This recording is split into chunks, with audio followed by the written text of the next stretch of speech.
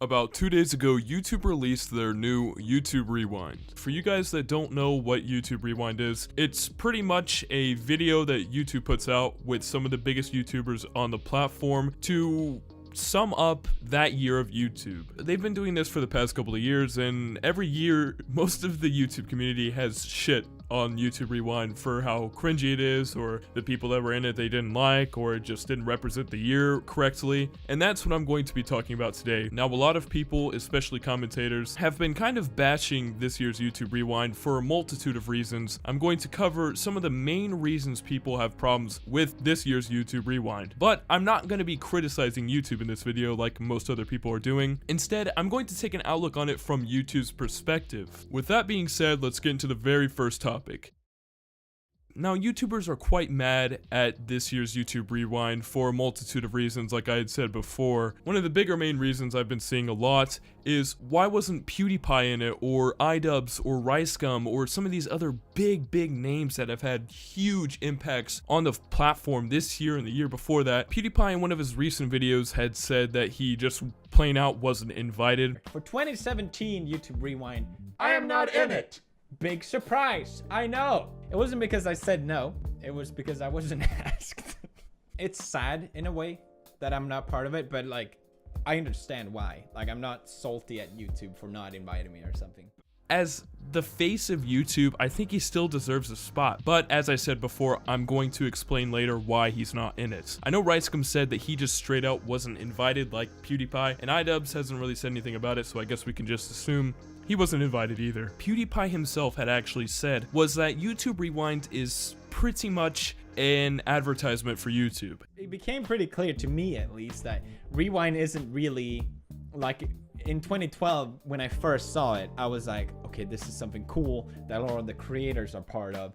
It's to celebrate YouTube, but I mean, it's an advertisement. It's an advertisement for YouTube, and that's fine. I'm not saying that there's anything wrong with that, but it's sort of like when you realize that it doesn't really become the same thing.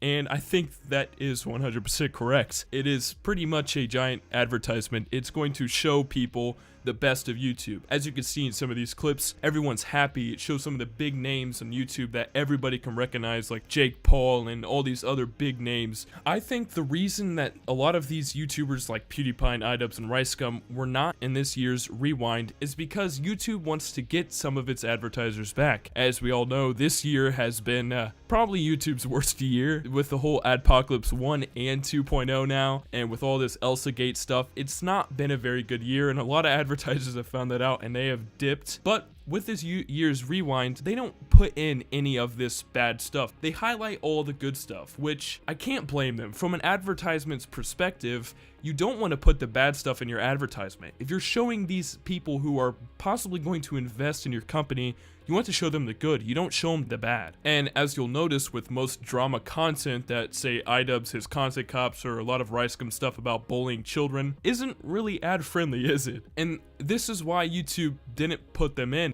If the advertisers see people like that who are shit-talking other people or causing a lot of drama, most of the advertisers are gonna think, well, I don't want to put money into this. I don't want my advertisements being shown on this stuff. I want my advertisements to be shown on kid-friendly stuff. Need I even explain that majority of the YouTube audience is little kids or younger kids under the age of 18 or 17, and that's where the advertisers want to go because that's where the most money is. What YouTube is going to do is they're putting up the people who attract that audience.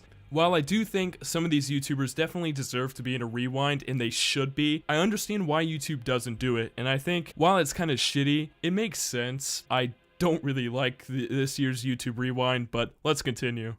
Now, as you'll notice after watching this year's YouTube Rewind, you'll see some big names. Jake Paul, and Logan Paul, and some other Viners like Lele Pons, and I don't know any other ones because I don't care about them. But you'll see a lot of these here, and a lot of people have been very pissed off about this. Like, why would YouTube Rewind put a bunch of Viners on YouTube Rewind? It doesn't make any sense, does it? And while I kind of agree with that, YouTube put these faces on here because they have been blowing up on YouTube. Jake Paul, whether you like it or not, is one of the biggest, if not the biggest person on YouTube right now. If you think about it, Jake Paul has been bringing in so much views and so many subs. On top of that, he He's ad friendly, he's kid friendly, and that's what YouTube wants to market their stuff at. That's why they've been demonetizing everything that's not fucking Play-Doh and super hyped up vlogs made for 12-year-olds. But this is also where there's hypocrisy with YouTube. See, if this theory here is correct and YouTube took out all these other drama channels because they thought it looked bad on their platform, they still put Jake